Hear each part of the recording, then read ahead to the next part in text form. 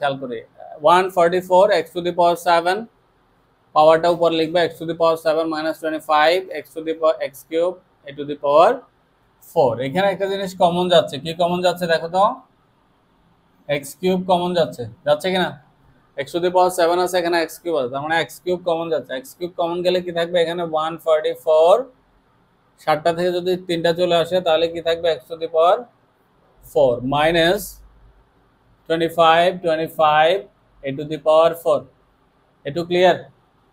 x কিউবটা common নিলাম, x কিউবটা এখান থেকে x টু দি পাওয়ার 7 থেকে 3 চলে আসলে x টু দি পাওয়ার 4 থাকবে, মাইনাস 25 x কিউব চলে আসলে a টু দি পাওয়ার 4 থাকবে, ইকুয়াল টু x কিউবের জায়গায় x কিউবটা থাকবে, আমরা একটু সেকেন্ড ব্র্যাকেট ইউজ করব যেহেতু এখানে কাজ করতে হবে।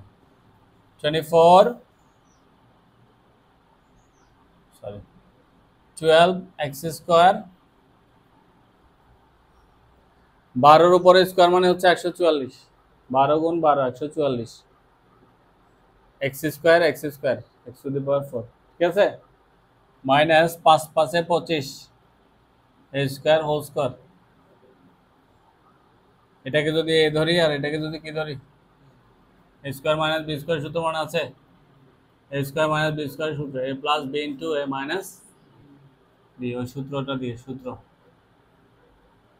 স্কয়ার মাইনাস b স্কয়ার সূত্র a plus b into a minus b। x কিউবের জায়গায় x কিউব থাকবে, এখানে কাজ করব, এটাকে যদি a ধরি 12 x স্কয়ারটাকে, 12 x স্কয়ারটাকে যদি a ধরি, a স্কয়ার মাইনাস 5 a স্কয়ারটাকে যদি b ধরি, b স্কয়ার, তাহলে a স্কয়ার b স্কয়ার সূত্র হয়, a স্কয়ার মাইনাস b স্কয়ারের সূত্র কি হবে, a plus b into a plus a সূত্র plus b into a minus b। শেষ। বুঝো না এখনো?